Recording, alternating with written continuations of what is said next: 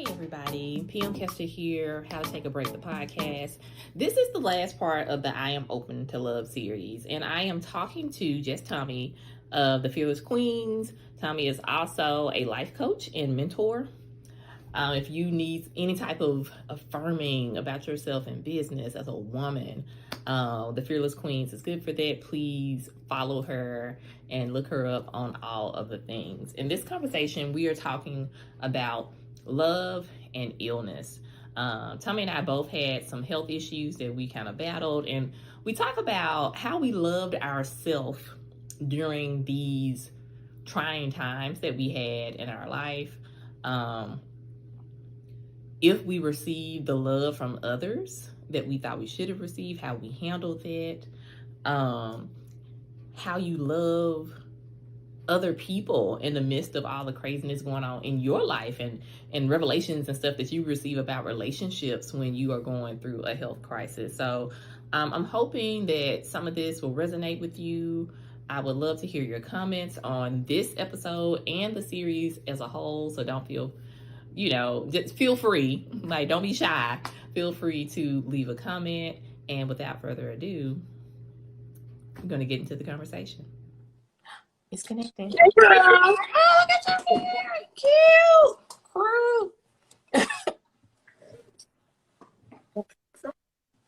Hey. How are you? I'm sorry. My daughter was talking to me at the same time. You know, they like to get in your face. As soon as you are doing something, it's never. When I interviewed you, she was part of our interview, and so many people texted me or sent me emails saying that was so real. We loved it. You had her on there, and I was like, well, we're moms. I mean, real life be happening. You can only do. Real life happens all day around here. Okay, in these neck of the woods. I'm actually. I set up myself a little space in their playroom. Oh. So because I need to get somewhere where I can kind of sort of hide from them.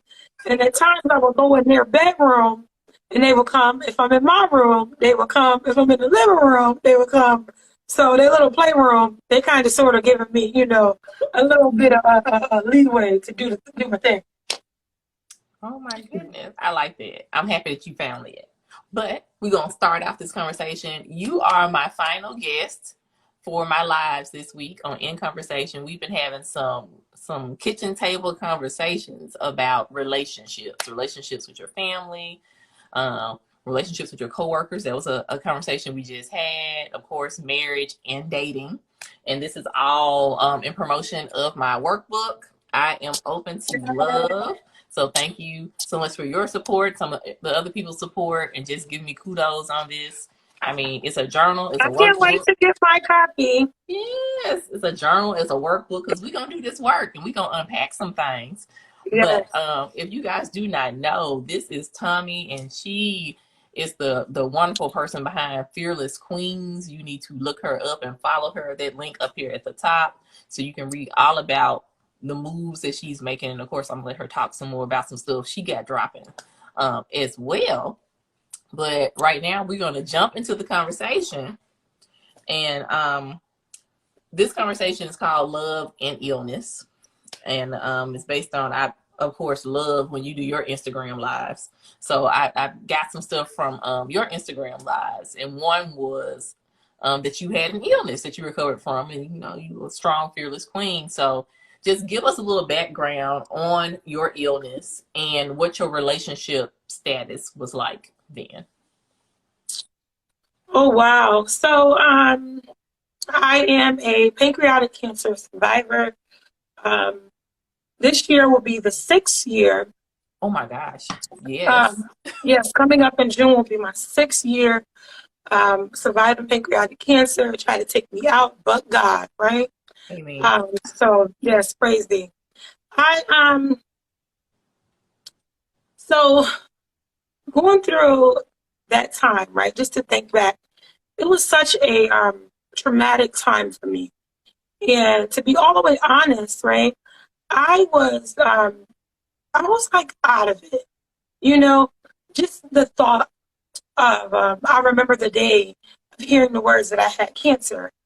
It was like, a death sentence, right, on my life. And it was, I was, I can't even really even put words on the space that I was in mentally, um, because it was almost like a blur, you know? It was almost blurry, honestly. It was just like I was so afraid. Uh-huh.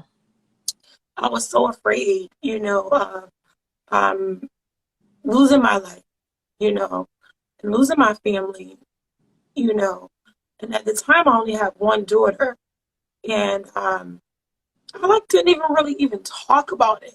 I like didn't even share what it was that I was going through. And in my relationship, I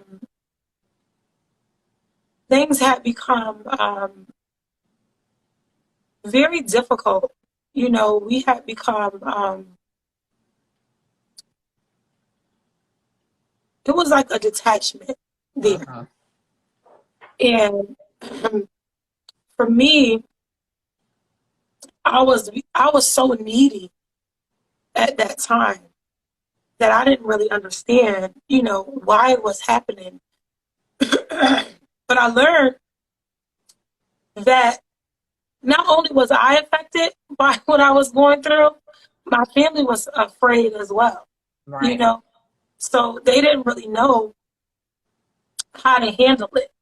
They didn't know what to say to me. They didn't know what to do. It was like everybody was afraid. Everybody was scared. So things mentally had become a strain, and my expectations were like, um, they were heavy, leaning onto my family. I was like, and they were there to support me, you know. Uh-huh. However, because I was in such a dark space, right? Dealing with something so heavy, I was not completely satisfied with the way they were there for me. You know, I don't know how, like, this is my first time really ever speaking about this, like, really out loud like that. I was a little disappointed at times, feeling like they, well, I'm going to speak specifically in my relationship with my children's father, right? Uh-huh. I was expecting um, him to be like, at my in my hospital bed, praying day and night for me, Right. Right. and that's not what I was getting, So it made things harder, you know, and that's why it was that detachment that was happening because I'm sick, I'm scared. I don't know that my family's scared because they're not really expressing that to me. Right. Um, So it seemed like you were on your own. yes, like completely. And I became angry too, you know. I was upset. I was just an emotional wreck, you know. Yeah, it wasn't a good space, for me at all mentally. However, I did push through it, and I had gained a um a new faith, right? Because I went through a transition when I was sick. Um, the first part of it was so much mental. I mean, the whole entire process was mental, but the first part of it was like all the things I just expressed. Like I was angry, I was emotional, I didn't understand. And then I went in and I had my first operation and it didn't work. So I actually had died and had to be resuscitated, right? So both of my lungs collapsed. I'm like, I didn't even know it. No, this really shook up things in my family life because everybody, like, when I wake up, you know, my lover, he's over top of me telling me that things didn't go through, that did not work out. And it was like then when that happened to me, it was like everything in my life changed, right? Everything in my life changed. I had um, turned a new leaf. I like to call it at that moment was my rebirth. Every question, every doubt that I had in my mind about God was, it was no doubt. It was wiped away. I knew then that God was real. And I had lost that anger and that bitterness and that expectation. And I realized that it was me, it was the root, and I needed to be loving me completely. And I needed to be having a loving, intimate relationship with God, you know. So things started to turn around, you know, for the better. However, it was still rocky, you know. And with my parents, you know, like in a relationship with my parents and things like that, they were there for me, support, you know, as much as they can, but they were still, everybody was still nervous. Everybody was still scared. And when I went back in the second time, things worked out great. Hallelujah, I'm alive, right? But Right. it changed me, you know? It whoa, it changed me. It changed me in so many ways, and it changed my perspective on life. You know, I grew such a great gratitude, you know, for being alive and appreciation for what I was receiving, you know, in regards to the love of my life, you know, and my children and my parents, you know. Like everybody was only doing what they could, you know. So And I think that's pivotal, is that loving you have that recognition, like the recognizing, it's not the word, recognition is the word, recognizing that you have to love people where they are, because we all deal with grief and other emotions in different ways. Or like mine was kind of like eye opening. Like I got rushed into the emergency room. They thought I was having a heart attack like 3 years ago. And it's crazy. It took like maybe 2 years now for my ex-husband to recognize, you know, how sick I was, because we had a detachment going into this. And so he was totally detached. I was like on my own, because I told some of my family members, but it's like they weren't connecting. They were thinking like, oh, she's getting divorced. I'm like, I'm getting divorced, but I'm also like, you know, I have heart issues going on. I'm going to the cardiologist now because they're trying to figure out, like, we think you possibly had a stroke, but we don't know what's going on. I got diagnosed with asthma. I had a breast cancer scare that year. It was like, you know, I was mad at God at one point, because I was like, if somebody tell me one more thing that's wrong with me, it was like, but then I had my friends, and they meant well, and they really stepped up like family. But then I didn't know how to deal with them all of a sudden, like watching my every step. Like I'd be sitting there and they'd be like watching me eat food and be like, you didn't eat all your food. And I'm like, well, what's wrong with you? I don't need a mama. But they were stepping in because they knew I was alienated. But that was also one of the times, because I was going through therapy, and I learned, like, you learn people will love you in the way that they best know how to love you. And then the biggest issue and the biggest thing that I found out, like you, is that I came out of this with like this greater respect for love, and how I want to be loved, and how I saw love, and how open I was to love, so that I didn't turn into a bitter person. Because with all that stuff that happened to me, I see how people have these things happen, force and sickness and all this drama, and they end up bitter. It's easy to end up bitter during that time. Because I was angry, you know, at first, and I did keep it quiet. But you know, to be honest, I was like, you know, where they at? You know what I mean? Like, you know, my mom and my dad was there for me, and you know, even with Dante, you know, I thought that he was gonna be like, you know, like I said, at my feet praying, and you know, and I remember even being in the hospital, you know, real talk, sis, you know, asking him like to pray for me, and he just like looked like he didn't know, he didn't know what to say. So I was, you know, I was giving out whoopings, you know, I was giving out some real serious whoopings, but Um, and then my bestest friend, it was like everything, like no lie, for me, you know, it was like everything, like you said, it was like everything was just like crumbling apart at that time of my life. And it made it even more scary. Like my best friend had just lost her mom that year. So my other mother had just passed away the same year that I had been diagnosed with Mm-hmm. cancer from cancer. So she was going through all of her grief, and she couldn't even, you know, really be there for me like that. And in my own selfishness, right?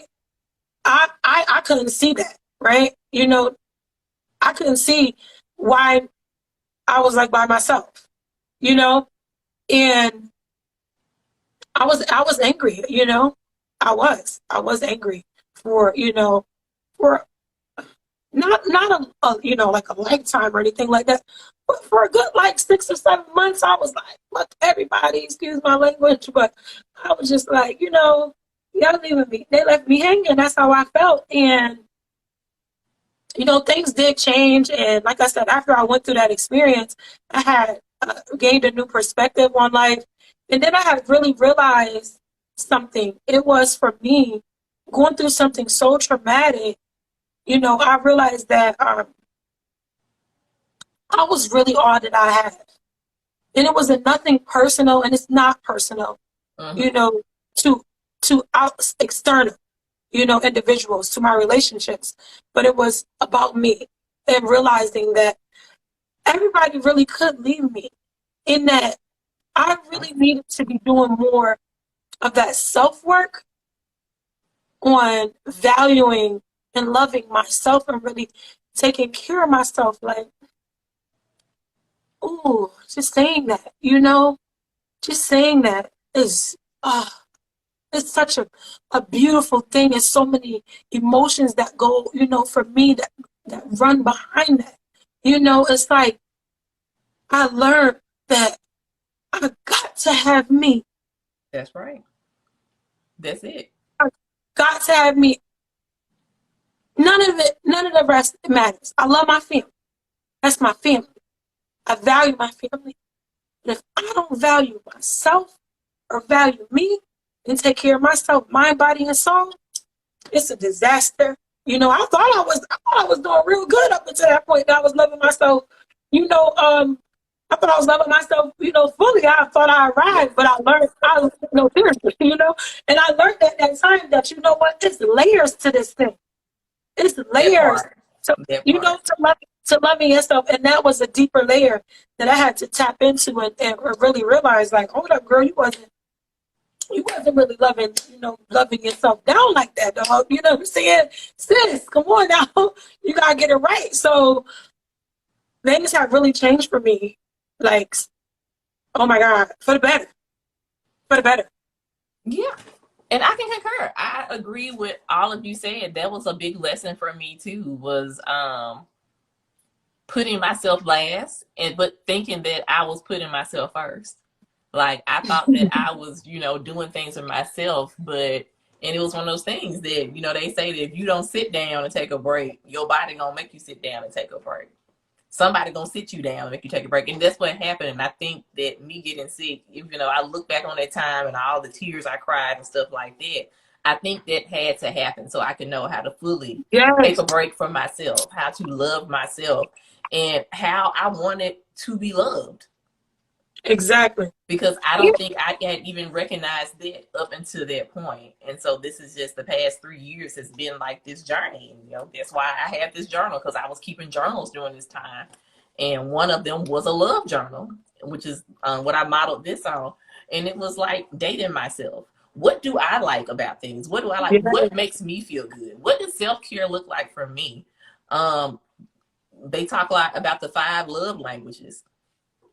What does that mean to me? And just being able to voice that and say that out loud to someone who's trying to get in my space again. Because we think about love yes, languages, that doesn't just apply to your intimate partner, that applies to your relationships and your friendships. What does friendship look like to you? What does like love by your family look like for you? What's acceptable for you? And how are you going all in on loving yourself and taking care of yourself? We getting a lot of Real, hearts. Thank you, Miss Coco. yes, real, no, real talk. Everything changed, and I definitely grew a deeper, more intimate, meaningful relationship with myself. And like you said, I learned, even then, things change in my communication, right? And how I'm able to express, what I want, what I need. Because before, I wasn't doing that. I was slightly Mm-hmm. doing it, but I wasn't fully doing that. And even the anger that I was feeling, again, like I talk about the expectations, and I learned that I was very codependent, right? And I was like, I'm independent Wow. because I always work, always I have two jobs, three jobs, always, running a business, making money, but not realizing how, codependent I was in my relationships and feeling like, I had to have somebody around and needed, someone all the time. And I learned then that, you Hey, know, baby. say hi. I told y'all she can't help but find You gonna come no in? one No, I was like, I found out that I was like a rehab center. So I was codependent in a different way. can. I needed to take care of people for some reason. And it bothered me. It almost killed me. Was, and I had all these family members coming in my house, not doing anything for me, but it's like I was always a fixer. Uh, my ex-husband Same, was a fixer same. upper. He was a fixer upper, so I had to fix him and make him right and make him perfect. And even that was one of the big lessons I learned when I got divorced and started dating. It was like I picked out projects. Why was I picking out a project? I don't need so those were the eye-opening things that I learned. Why do you do that? This is not loving yourself. Yeah, exactly. It was same thing for me, like really, really learning. Like, girl, you be doing it's easier. Mm-hmm. It's easier to do the things all on the outside. At least that's the the illusion that we create, right, in our minds. You know what I mean? Because we be so afraid of going through our healing process and really dealing with ourselves, because the first thought of it is the hardest part. You Mm-hmm. know, when you get ready to go through healing, the first thought of it is the hardest part. But once you get over that, once you take that step, it becomes like smooth sailing, and it's so beautiful. And for me, that's what it was. It was like once I started to be like, because I started going to therapy. Started going to therapy just the year before that. The cancer happened to me, and that helped and that contributed to my, everything changing, because it was like a huge eye opener. And it was like, hold up, girl. Okay, you've been resisting this. You've been not really diving deep into it, and you need to really pull these layers back and really get down to the nitty gritty, and not carry all the old baggage, that I was holding on to before into, the next chapter of my life. You know what I'm saying? So everything for me, everything changed, girl. It's still changing. It's still, I'm still learning. Yes. Yes, I definitely feel you on that. Yeah, this past year, being in this pandemic has definitely been an introspective time for me. Like I said, getting ready to turn 40 in May, and I've still had like some major lessons that I've learned, even like in the past 3 months about myself. Like I caught myself in like repeating a toxic pattern from like my mom, and but I could tell that I had grown because I was able to call it out. You know, Yes, like I stopped and I was in the middle of it and I was like, wait, that's toxic. I got that from my mama. How much stuff am I like picking up and repeating? But the old me probably wouldn't have admitted to that. The new me is more self-aware, and that's not cool. and that's how you know you're learning and you're growing and you're digging deeper into your love for yourself. Because now that I'm loving myself more on a deeper level, I'm Mm-hmm. more aware of what I, like you said, what I don't like, what I do like, what I'm doing not healthy for me. I learned to, even in the last 2 years, right? And some of my sisters are on here, they know that I no longer go against myself. And especially when it comes to those expectations of what other people are supposed to be doing, right? When you talk about the fixing, right? You talk about the fixing up. I want to fix and help everybody, Yep. right? So I learned about myself that I would have this actual attachment to other people and their success in whatever way it was. I felt like I had the need to teach you to become better. And I mean, that honestly is what turned into my career, right? Me being an empowerment coach. However, I had to learn and go through a process in the last couple of years to setting boundaries for myself, right? The love. Boundaries for myself to disattach myself to that attachment of seeing another person just being in this good place. Like, I had to dig deep. Like, why am I like that? Why am I always trying to, fix other people or whatever the case may be? And then I'm angry when they're not doing what it is that, they're not doing what I want them to do. Right. So I learned that it was a control thing. All right. So we got a comment. Brittany says, I think it's a natural thing for Black women. Just have to do what you did, make it a way of income. Yeah. So try to fix things. I think as women, we do try to fix things. We nurture. But then I also had I heard a comment the other day about Black women and, how we forgive and we fix people up or whatever. And it was like, it's time out for Black women to stop being a rehab center for broken men. Or I took away men and say broken people, because we will sit in and just take everybody in, other people's kids, family members, people that have just been toxic to us, but we become like this rehab center, and it don't let you make it. Don't let you sit there and be like, the quote unquote successful person in the family. Then all of a sudden you feel this guilt and like you do have to take care of all these people. And so that's part of my unlearning as well, and loving myself and being like, well, it's okay. You can still love them from afar and let them succeed. You don't have to have all these people up here in your space. That's right. Because they're not loving you the way that you need to be loved. You need to love yourself. And you know what? The main thing is this, right? Is they don't have the capacity to love you the way that you need to be loved, because they're not loving themselves the way that they need to be loved. So I had to get real with myself too.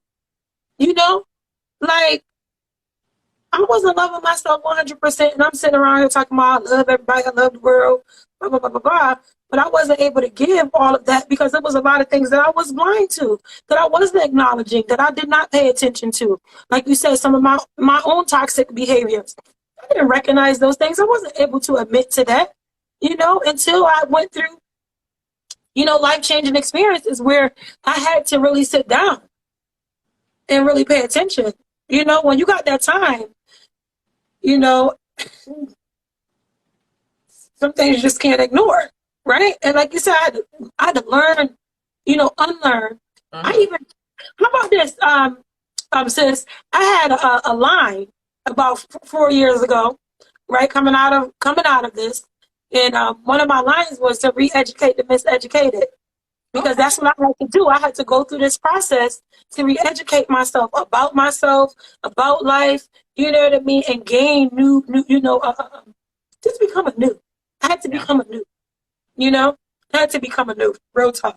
And I definitely, when I say not going against myself, I mean that. So I learned that boundaries belong to me. It don't have nothing to do with nobody else. What you think about me, what you feel about me, is not my business. That's your business.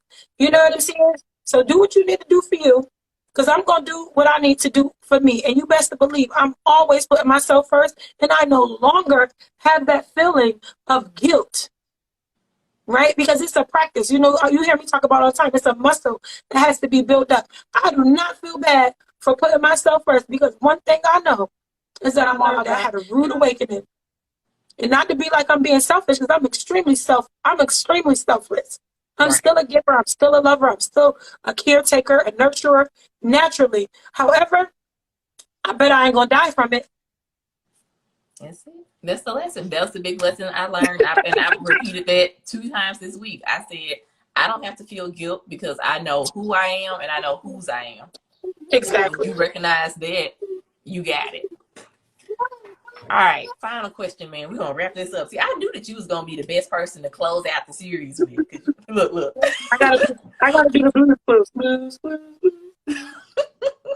Is y'all having kids over there? All right. So now with all this being said, we've had this big conversation about love and illness. What is the biggest lesson that you have learned about love? I'm sorry, give me 1 second. Okay. Give me 1 second. I'm sorry. All right. Alina. So as y'all see, we be having like, real life mommyhood going on here.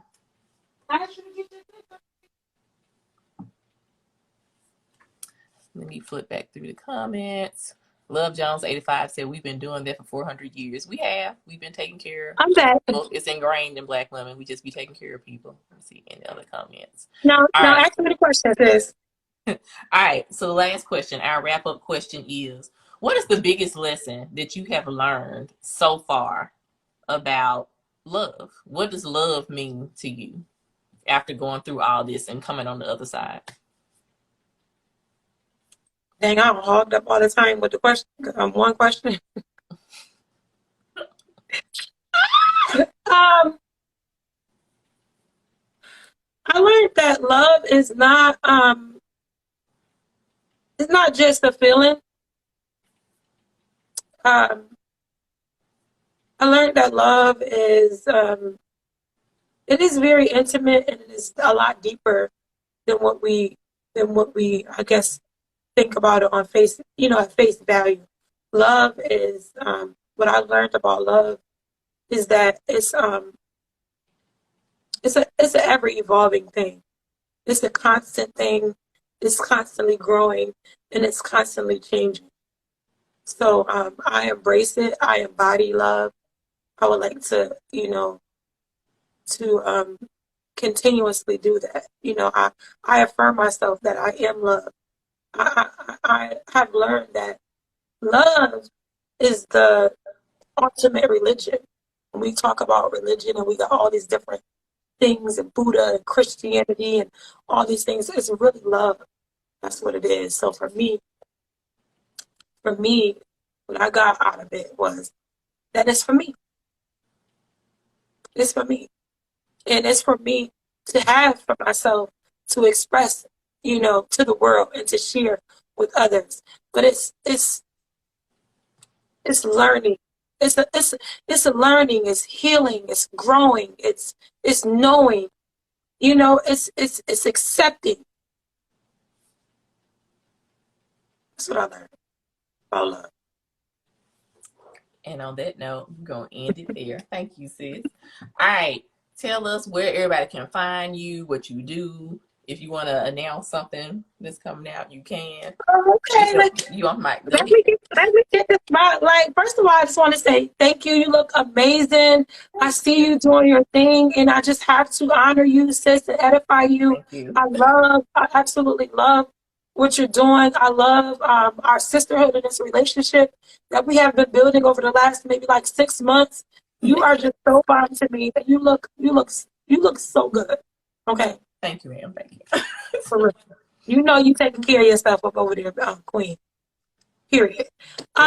So for those of you who may be new to me, I am your girl, just Tommi. I'm the founder of the Fearless Queens. I'm a mom.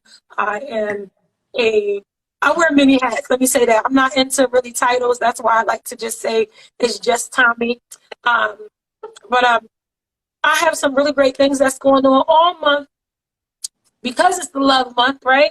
And it's Black History, we are showcasing and highlighting Black women, beautiful Black women, by having them come on and be guest speakers on the Fearless Queens platform for different chats on our Talk About It Tuesdays, and also in our Facebook community.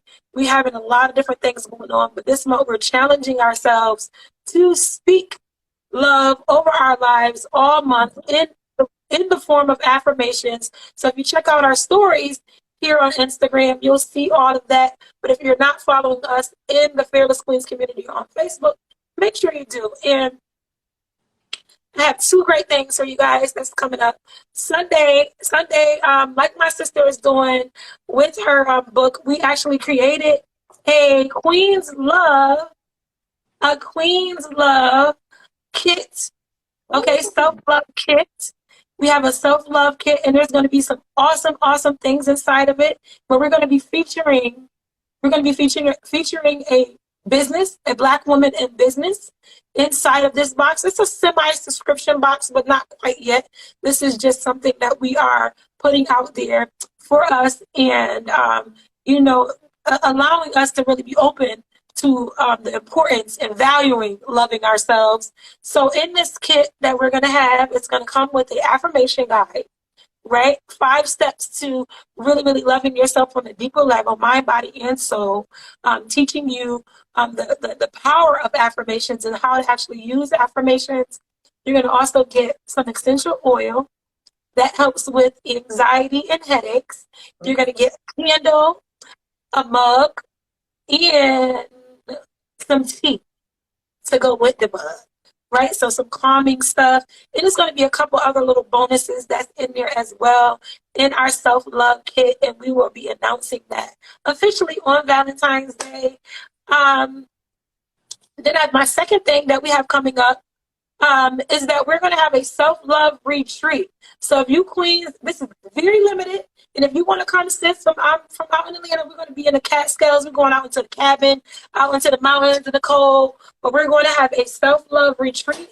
And this thing is going to be all about getting reset. Okay, I'm sorry. It's going to be all about the reset, the refresh, the reset. I can't get rid of Rose. I'm sorry. But here's Rosie. But yes, we're going to have a self-love retreat, which is going to be in March, hosted in March in the Catskills up here in upstate New York.